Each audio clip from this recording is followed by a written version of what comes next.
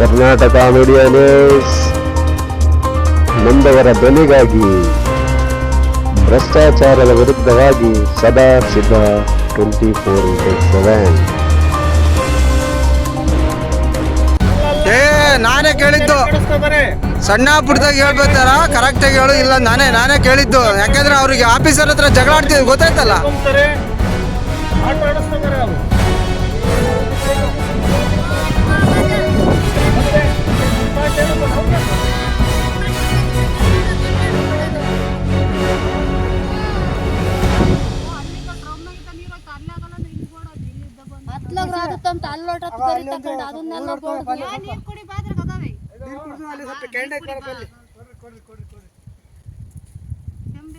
ಹೋಗ್ಬಿಟ್ಟಿದ್ದು ಖಾಲಿ ಬೇಲಿಗೆ ಹೋಗ್ಬಿಡುತ್ತೆ. ಏನ್ ಮಾಡಿ ಲಬ ಬಾಯಿ ಏನ್ ಮಾಡಿ ಬೆಂಕಿಯಾಗಿ ಏಟ್ ಬಡ್ತೀಯ ಗರಿ ಅವ್ರು ನೀರು ಅಲ್ಲಿಂದ ಬರ್ದಿರೋದು ಅದು ಏನ್ ಗಾಳಿ ಏಟ್ ಬಡ್ತಿ ಬುಡ್ಕ ಬಂದ ಗಾಳಿ ಓತು ಬೇಲಿ ಅನ್ಕೊಬಿಟ್ಟೆ. ಇನ್ನ ಇದಾವ ಕಟ್ಟಿಗೆ ತುಂಬವ. ಹಿರಿಯೂರು ತಾಲೂಕು ಗಾಂಧಿನಗರ ಹಳ್ಳಿಯಲ್ಲಿ ರೈತರ ಹೊಲದಲ್ಲೊಂದು ಅನಿವಾರ್ಯವಾಗಿ ಬಿದ್ದ ಬೆಂಕಿಗೆ ರೈತರ ಪರದಾಟ.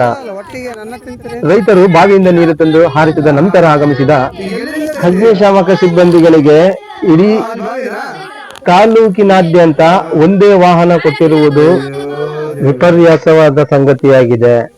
ತಾಲೂಕಿನಲ್ಲಿ ಸುಮಾರು ಸಾವಿರಾರು ಎಕರೆ ಜಮೀನು ಹಾಗೂ ಸುಮಾರು 2.5 ಲಕ್ಷ ಜನಸಂಖ್ಯೆ ಹೊಂದಿರುವ ಹಿರಿಯೂರು ತಾಲೂಕಿಗೆ ಒಂದೇ ವಾಹನ ಇಟ್ಟುಕೊಂಡು ಯಾವ ರೈತರು ಫೋನ್ ಮಾಡಿದರೂ ಯಾವ ಕಡೆ ಹೋಗಬೇಕು ಎಂದು ಯೋಚನೆ ಮಾಡುವ ಸಿಬ್ಬಂದಿಗಳು, ಯಾವ ರೈತರ ಫೋನ್ ಮಾಡಿದರೂ ಕೂಡ ಬರುತ್ತೇವೆ ಎಂದು ಯಾವ ಕಡೆ ಹೋಗಬೇಕೆಂದು ಆಲೋಚನೆ ಮಾಡುತ್ತಿದ್ದಾಗ ಕೆಲವೊಬ್ಬರು ಅವರನ್ನು ಬೈಯುವುದು, ಬರದೇ ಇದ್ದರೆ ಎಂದು ಬೇಕು ಹಂಗೆ ಮಾತನಾಡುವುದು ಅವರ ಮನಸ್ಸಿಗೆ ತುಂಬಾ ನೋವನ್ನು ಉಂಟಾಗಿದೆ. ಅಗ್ನಿಶಾಮಕ ಸಿಬ್ಬಂದಿಗಳು ತೋಡಿಕೊಂಡ ರೀತಿ ಈ ರೀತಿ ಇದೆ.